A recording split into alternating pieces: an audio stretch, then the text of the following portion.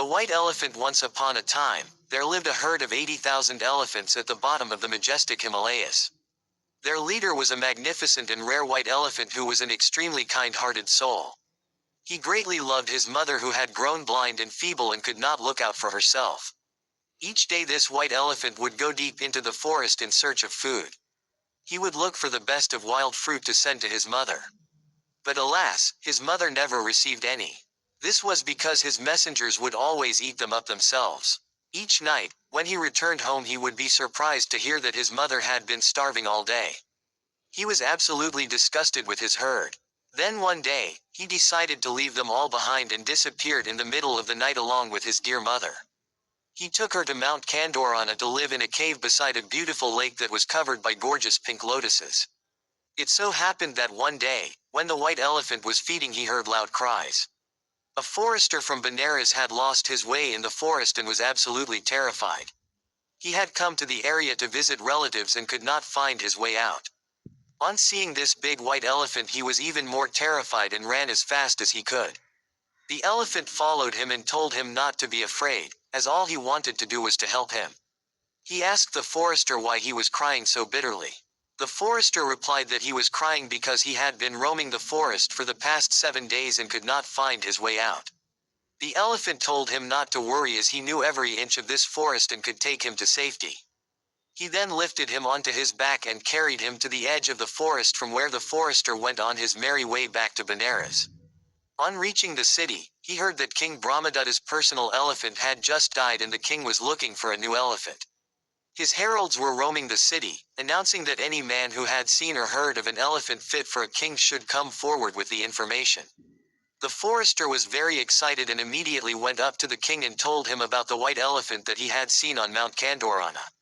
He told him that he had marked the way and would require the help of the elephant trainers in order to catch this fantastic elephant.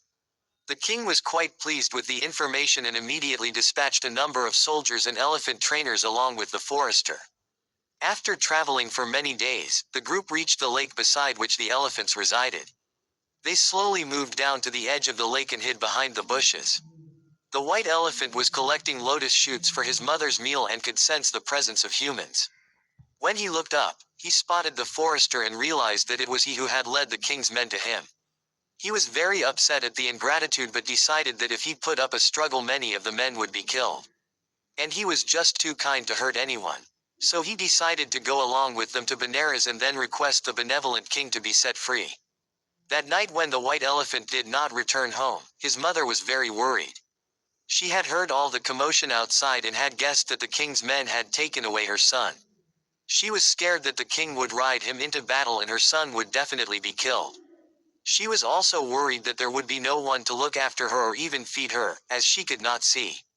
She just lay down and cried bitterly. Meanwhile, her son was led into the beautiful city of Benares, where he was given a grand reception.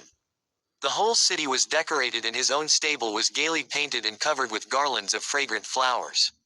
The trainers laid out a feast for their new state elephant, who refused to touch a morsel. He did not respond to any kind of stimuli, be it the fragrant flowers or the beautiful and comfortable stable. He just sat there looking completely despondent. The worried trainers went straight to report the situation to their king, as they were scared that the elephant would just waste away without any food or water. The king was extremely concerned when he heard what they had to say and went to the stable himself. He offered the elephant food from the royal table and asked him why he grieved in this manner. He thought that the elephant should be proud and honored that he was chosen as the state elephant and would get the opportunity to serve his king. But the white elephant replied that he would not eat a thing until he met his mother. So the king asked him where his mother was.